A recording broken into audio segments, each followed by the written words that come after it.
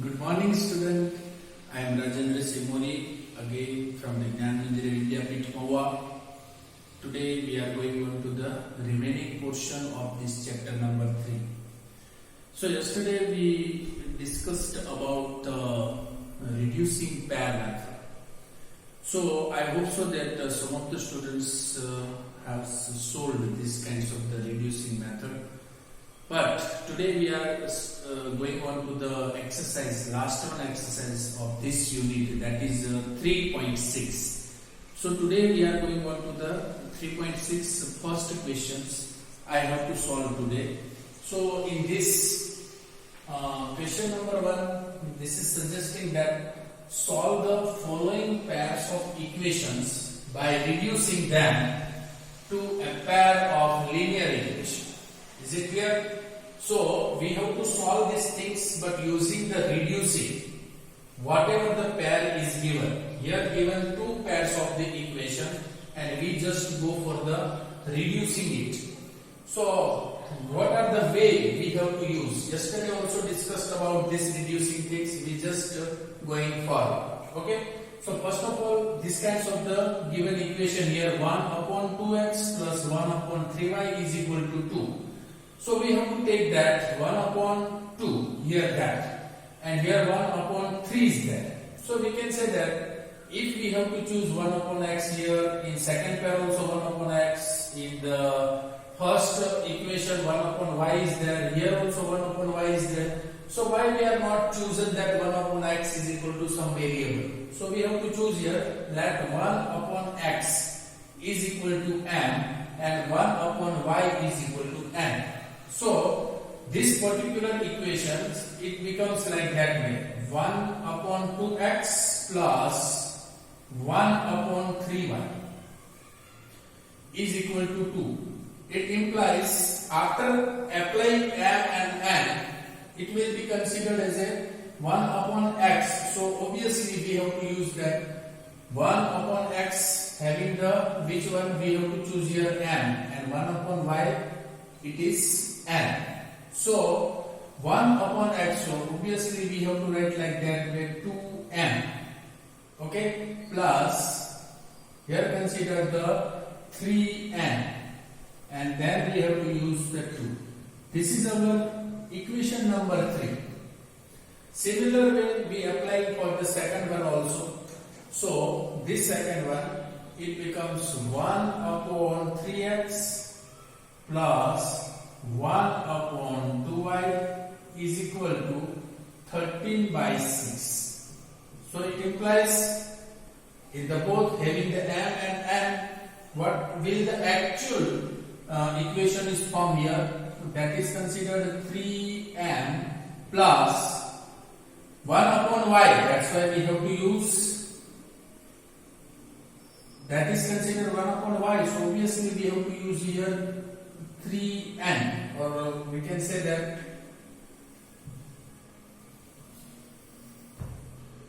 here using 1 upon x for that's why 3n. So 1 upon y, that's why we have to using 2n is there, and equal to we have to mention 13 by 6. That is considered as a fourth. So finally we get this equation by choosing one of the variable 1 upon x is equal to m as well as 1 upon y is equal to n. Similar way we implies on both of the equations. That's why we got these third and fourth equations as it is. Now what to do after these things? Suppose we have to get these kinds of the things: 2m plus 3n is equal to 2, 3m plus 2n is equal to 13 by 6. Now suppose if we are using this, now how can we solve it? Suppose मैंने ऐसा ही कर दिया, तो is it correct or not? तो obviously 1 upon x is equal to n and 1 upon y is equal to n. So we cannot say that it's a 1 upon, we can directly write 2n because it is into the denominator side. So it is not correct here. So what to do after these things?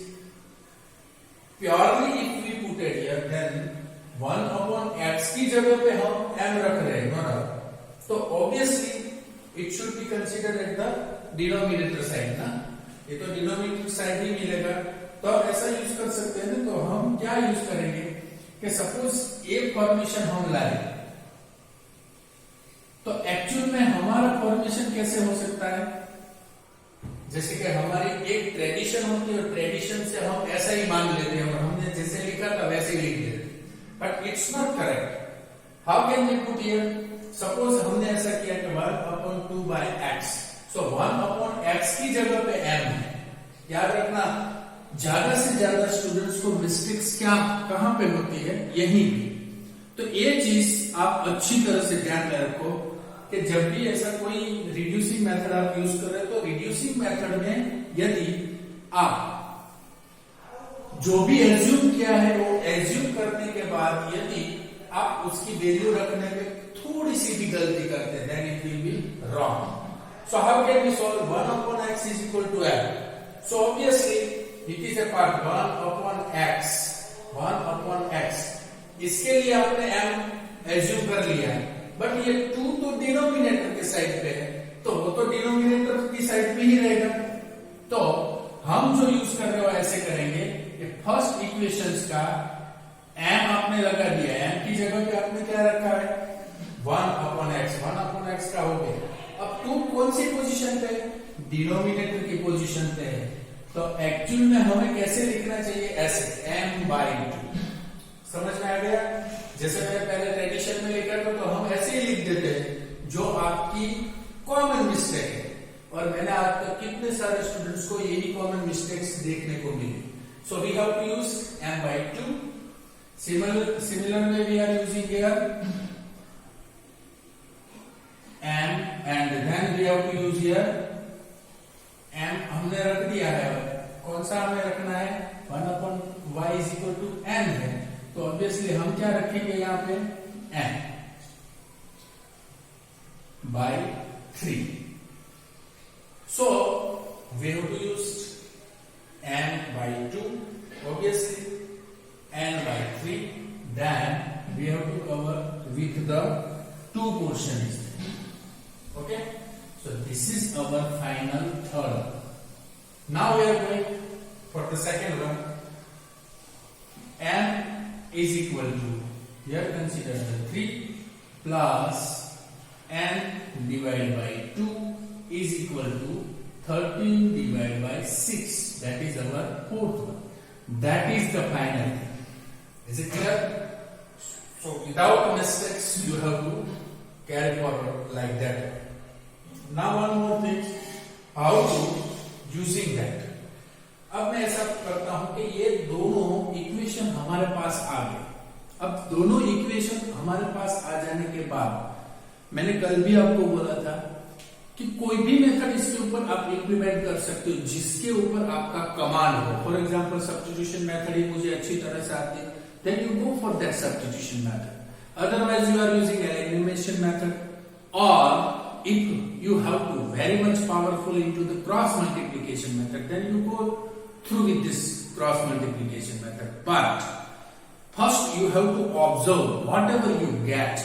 अभी आपने जो get किया है ये चीज के ऊपर आप ज्यादा से ज्यादा ध्यान दें। अब मैं क्या करता हूं, यहाँ पे आगे हमें बढ़ना है तो वही चीज यहाँ से फिर से मैं कैरी फॉरवर्ड कर रहा हूं। m/2 is that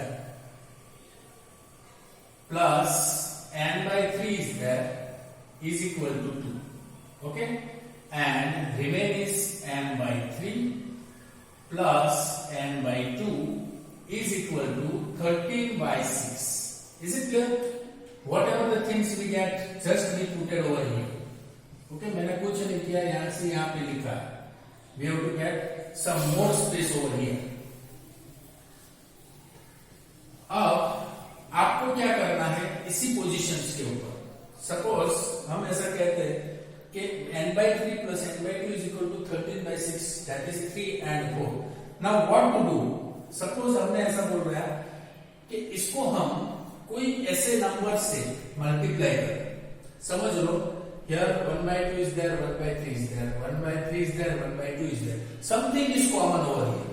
तो हमें क्या करना चाहिए, हम कोई भी मेथड यूज करने से पहले हम ऐसा करेंगे कि इसमें से ज्यादा स्टेप्स एलिमिनेट हो जाए। तो एलिमिनेट मेथड यूज करने के लिए हमें क्या करना पड़ता था, याद करो वही स्टेप। तो वो स्टेप्स हम यहाँ पे फिर से इंप्लीमेंट करेंगे। तो सपोज इस इक्वेशन को मल्टीप्लाई कर रहे हैं, मल्टीप्लाई इक्वेशन नंबर 3 बाय, किस नंबर से हम मल्टीप्लाई करेंगे इसको, 1/3 से, and equation number 4 by obviously 1/2। अब आप देख सकते एक जगह पे 1/2 है, एक जगह पे 1/3 है, एक जगह पे 1/3, एक जगह 1/2 है। तो अब ऐसा करते 3 को 1/3 से मल्टीप्लाई करते हैं और सेकंड वन यानी कि इक्वेशन नंबर 4 को हम मल्टीप्लाई कर रहे 1/2 से।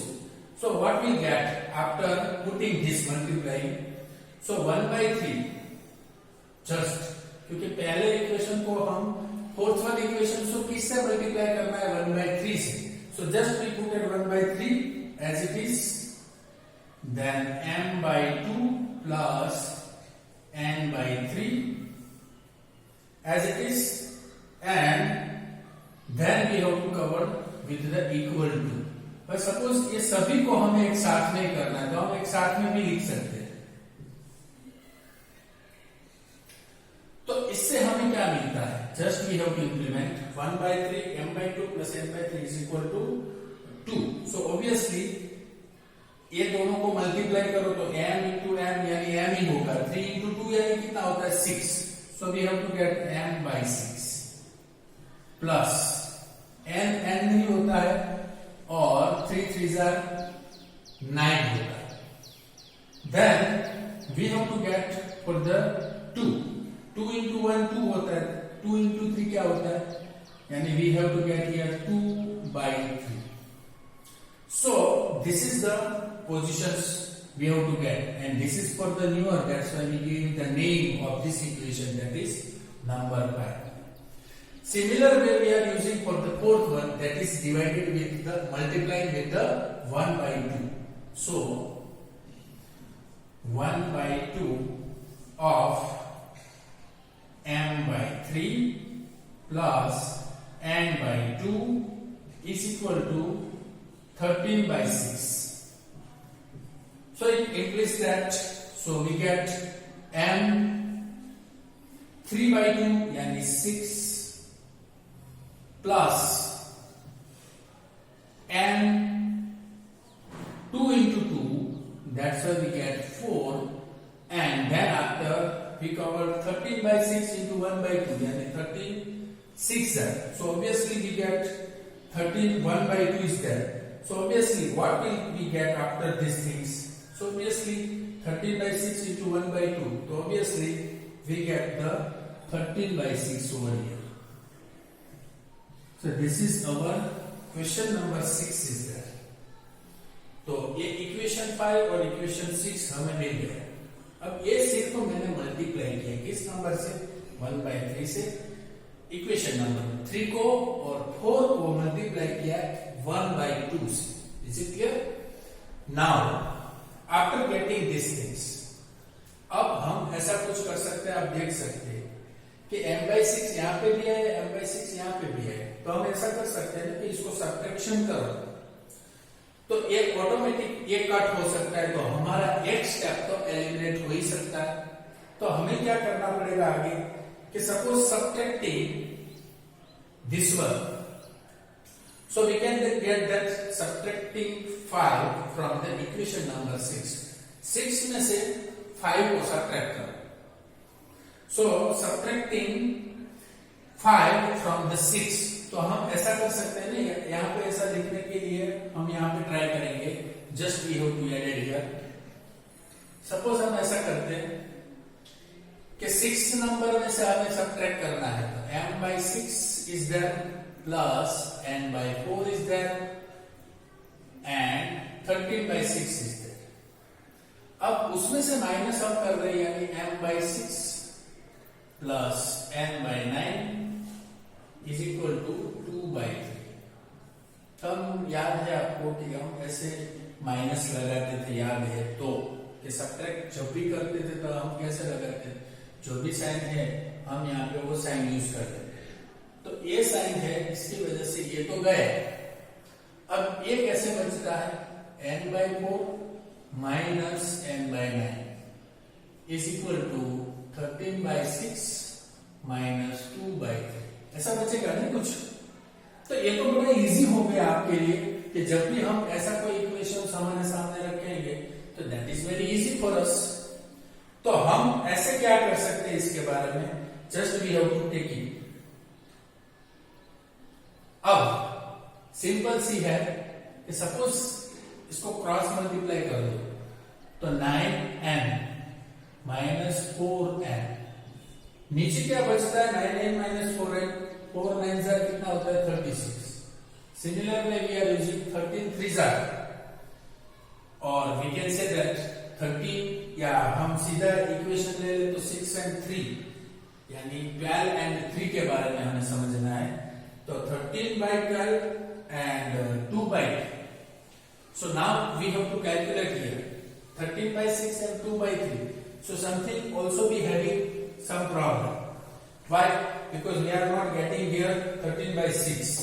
So here getting that 13/12 is there. Sorry for that. क्योंकि यहाँ पे 2 है, 6 2 जार कितना होता है 12 होता है। तो हमारे पास यहाँ पे कितना बचता है 13/12 बचता है, यानी 13/12 बचता है। तो ये हमारा 13/12 रहा, और 13/12 में से 2/3 गए। तो अब हम यहाँ पे कंसीडर कर रहे तो 12 और 3, यानी हमारे पास 12 और 3 दोनों का हम यही इक्वेशंस में एलसीएम निकाले तो क्या होता है 6, ये तो 3 होगा, ये 3 लेते हैं यानी 1 हुआ, फिर से 2 लेना पड़ा। तो हमारे पास 3 2 2 जार 4 4 3 जार 12। तो obviously we get here the 12 is the LCM of it, so obviously we get the 13 minus 2। तो ऑब्वियसली हमारे पास यहाँ पे क्या बचता है, ये तो 12 गया तो 13 है, तो 13 माइनस में हम क्या यूज कर सकते हैं, obviously 13 minus 8 because here 2/3 is there, 2/3 into 12 क्या होता है 3 4s are यानी 4 into 2 obviously 8, so 13 minus 8 we get the 12 is there। अब ये तो सिंप्लीफिकेशन इजी रहेगा आपके लिए, दैट इज वेरी इजी। कैसे करेंगे आप, 9n में से 4n गया तो कितना बचता है यहाँ पे 5n, और नीचे क्या है 36। 13 में से 8 गया तो कितना बचता है हमारे पास, ऑब्वियसली 13 में से 8 गया तो कितना बचता है 5। So we get here 5/12।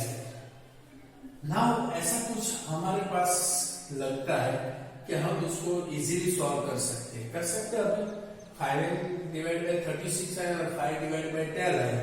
तो इसके लिए हम कुछ ऐसा क्या कर सकते हैं जिससे हमारा इक्वेशन है वो इजीली हो सकता है। Just you have to think over it, how can we solve it.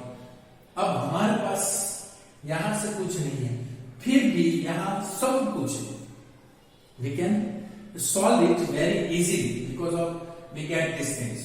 I here were corrections, everybody noted down that because of my mistakes I am using here that 6 2s are as it is 13/6 rakha tha, but it will be covered as 13/12 and 13/12 आपको पता है कि subtraction किया है, subtraction के बाद that is covered with 5n divided by 36 is equal to 5/12. So just you watch on it.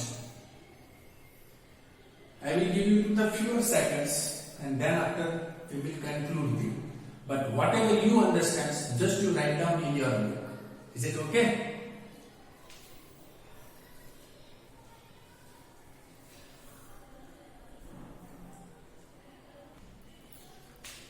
So ये तो बड़ी इजी चीज है।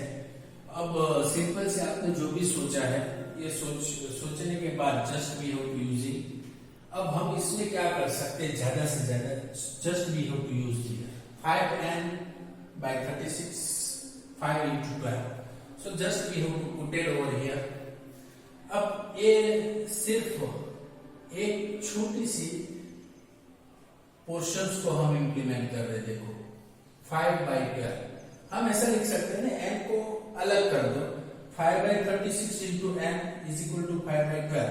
अब ये पूरा है यहाँ पे जो भी है रेशनल नंबर्स के फॉर्म में या फ्रैक्शनल नंबर्स के फॉर्म में, यदि ये ऑपोजिट साइड में जाएगा तो automatically it becomes a reciprocal. तो रेसिप्रोकल बन सकता है, तो n यहाँ पे ही रखो, 5 by 12 एज इट इज रखो, एंड देन ये 5 by 36 इधर आएगा तो 36 by 5 हो जाएगा, that is the reciprocal of that 36 by 5. ये 5 गया, ये 5 गया, 12 3s are, so we have to get n is equal to 3. अब हमें पहली वैल्यू मिली n is equal to 3. अब यही वैल्यू हमें सब्स्टिट्यूट करना है. किसमें हम सब्स्टिट्यूट करेंगे? फॉर एग्जांपल हमारा फिफ्थ वन इक्वेशन था m by 6 plus n by 9 is equal to 2 by 3. तो we just put here substitute n is equal to 3 in equation number 5. So there's m by 6 plus n की जगह हमें क्या रखना है? 3 by 9 is equal to 2 by 3. अब आप देखो तो ये थोड़ा कट भी हो सकता है, 3 3s are is there, तो यहाँ पे बचता है 1 by 3, m by 6 is there, और यहाँ पे बचता है 1 by 3. उसको उस साइड पे ले जाएंगे तो क्या बचेगा? 2 by 3 into 3 by 1 ऐसे. तो ये 3 3 कट हो सकता है. अब यहाँ पे जो प्रोसीजर पूरी हुई m by 6 की तरफ, तो हम ऐसा रख सकते हैं कि सपोज हमारे पास 6 and 3 है, तो हमारी positions m is equal to क्या होनी चाहिए? क्योंकि हमें n मिलाना है तो n ऑब्वियसली हमें क्या मिल सकता है? तो हम ऐसा यूज कर सकते हैं कि 2 by 6 को प्रोसीजर में आगे ले जा सकते. तो सपोज ये चीज हुई, हमने हमारा n is equal to 3 यहाँ पे रखा, n is equal to 3 जैसे ही हमने यहाँ पे इक्वेशंस में रख रहे, तो इक्वेशन में रखने के बाद हमारी पोजीशन कुछ ऐसी हुई. That's why m is equal to, हम यहाँ पे रख सकते हैं 2. अब ये 6 है, ये नीचे है, तो यहाँ पे जाएगा तो ये तो मल्टीप्लाई हो गया. तो 2 by 6 यदि मल्टीप्लाई होता है तो that will be wrong, something wrong over here. ऐसा क्यों हुआ? तो हमें कुछ आइडियाज लेने चाहिए. मैं ऐसा भी करता हूं कभी कभी कि कोई भी इक्वेशंस को हम जैसे without watching each and everything, तो जब हम एक पॉइंट्स में रखते जाते हैं, then it will be create the big mistakes sometimes. और ऐसे ही मैंने किया कि जो भी वैल्यूज हमें मिलते हैं वो वैल्यू जल्दी से हम रख देते हैं. जल्दी से रख देने से क्या होता है कि it will gives us to the wrong answer also. अब यहाँ पे देखो तो आपका वैल्यू जो था वो m by 6 plus n by 9 is equal to 2 by 3 था, तो n की जगह आपने 3 रखा. जैसे ही आपने 3 रखा यहाँ पे, तो आपका पोर्शन जो बचता है वो 2 by 3 ऐसे. पूरी प्रोसीजर को फिर से हम हैंडल करते हैं. शायद उसमें थोड़ा कंफ्यूजन आ सकता है जब कैलकुलेशंस आप करते हैं.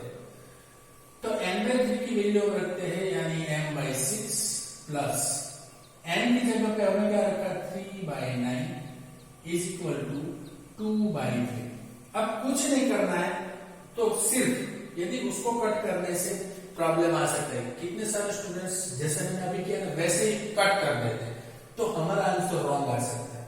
जो आपके फॉल्ट हो सकते हो सब मैं करके दिखा रहा हूं, ताकि आपकी कोई भी एरर्स वहां पे पर्टिकुलर पोजीशन पे ना हो. Is it clear? अब उसको हम रिराइट करते हैं. हमने यदि यहां से 3 by 3 कट कर दिया तो it will gives us to the wrong answer. तो हमें क्या करना चाहिए? m by 6 is equal to, ये 3 by 9 को उस साइड ले जाएंगे, यहाँ पे प्लस है तो obviously it becomes minus over here. समझ में आ गया? अब 3 और 9 ये दोनों में जो भी चीज कॉमन रहती है वो क्या होगी? 3 और 9 में एलसीएम निकालो तो 9 ही रहेगा ना। तो m/6 को एज इट इज रखते हैं और यहां पे कंसीडर करते हैं 2/3 माइनस 3/9। तो ऑब्वियसली 3 2s आर ओके, क्योंकि यहाँ पे 9 को हम कंसीडर कर रहे तो 9 यानी 3 3s आर यानी 3 2s आर कितना हुआ 6। एक ऐसे मैंने प्रोसीजर की है, किसी को समझ में नहीं आता है ज्यादातर लोगों को कि एलसीएम 9 निकला है तो मैं मल्टीप्लाई करूंगा 9 से और 3/9 है उसको भी 9 से मल्टीप्लाई करूंगा, नीचे 9 है ही। समझ में आ गया? तब ये क्या हुआ 3 3s आर यानी 3 2s आर कितना हुआ 6। 9 9 कट हुआ तो क्या बचा -3 और नीचे क्या है 9। ये आपको समझाने के लिए यहाँ पे एडिशनली कैलकुलेशंस किया। तो 6 से -3 यानी m/6 इज इक्वल टू 6 - 3 कितना होता है 3 9। अब ये कट हो सकता है बट पहले आपको देखना है कि 6 भी यहाँ पे नीचे और आपको सब्जेक्ट बनाना है m। तो वही चीज को हम कंसीडर करें तो 6 उस साइड पे ले जाएंगे यानी जो भी कैलकुलेशंस होगा वो कैसा होगा 3/9 into 6 होगा। क्या होगा? ये 6 यहां से निकाल दो तो 3/9 into 6 होगा, जिसका कैलकुलेशंस आप कर सकते हैं 3 3s are and 3 2s are. So obviously we get 2 m। m की वैल्यू हमें क्या मिली 2 मिली। That is the right answer. Is it clear? जो आप गलती कर रहे थे वो गलती मैंने दिखाई, इससे क्या आपका आंसर आता है, फिर से उसको मॉडिफाइड किया और फिर से यहाँ पे रखा। ये सब में दो जगह पे जहां जहां मैंने आपको मेंशन किया वो दोनों जगह पे एरर्स या मिस्टेक हो सकती है, यहाँ पे ही आपको ध्यान देना है। Is it clear? I hope so that you understood well this kinds of the sum. अब हमारे पास ये दोनों आ गए। अब हमें पता है कि हमने यहाँ पे तो एज्यूम किया था, याद है ना? क्या एज्यूम किया था कि 1/x is equal to m है। अब m की वैल्यू 2 आई तब ऐसा कह सकते हैं। अभी हमारी वैल्यू ऐसी थी तो m की जगह हम क्या रखेंगे 1/x इज इक्वल टू 2। तो ऑब्वियसली x को उलट सुलट कर दो तो आंसर क्या आ सकता है x is equal to 1/2 है। That is your answer for x. Similar way 1/y is equal to m. So 1/y is equal to consider as a कितना है y नहीं है but we have to using here 1/x and 1/y. So we get here the m and that is for the 2 and n for the getting here 3. So we get y is equal to 1/3. So that is the answer of second. So this is the full answer of x and y. मैंने सिर्फ elimination method यहाँ पे use की, आप substitution method भी use कर सकते हैं, क्रॉस मल्टीप्लिकेशन मेथड भी यूज कर सकते हैं। Is it clear? तो आज के लिए ये पूरा सम मैंने आपको बताया इसीलिए because of this method is very very important. So today you have to work on remaining portions. For example, we have to get that in the question number 1 in today's homework, question number 1 का सभी Romans आपको आज complete करना है and you should also go for the 3.6. आज के लिए सिर्फ क्वेश्चन नंबर 1 के एक रोमन मैंने यहाँ पे सॉल्व किया है। You have to solve another one all the romans that is given in question number 1 today. Remaining day you have to go for the question number 2 then 3 then 4, but at least you have to complete the exercise 3.6. If you have to found any kinds of the doubt regarding any romans, you can ask me with the photographs of that question. एक questions के photograph मुझे भेज सकते हो कि sir ये questions मुझे नहीं आता, I will give you the solution. But first you have to make the trial, and compulsory you have to attend each and every lecture till whatever I am saying into the through this video lecture, you all are aware with each and every items. Otherwise, it will be happen that sometimes you are not aware with some of the portion. Is it clear? So today you have to work. Homework is 3.6, question number 1 के first Roman के बाद वाले सभी Roman, question number 1 के सभी Roman, question number 1 के सभी Roman you have to prepare today. Is it clear? Okay, thank you very much for being with us. We will meet into the next lecture. Thank you very much.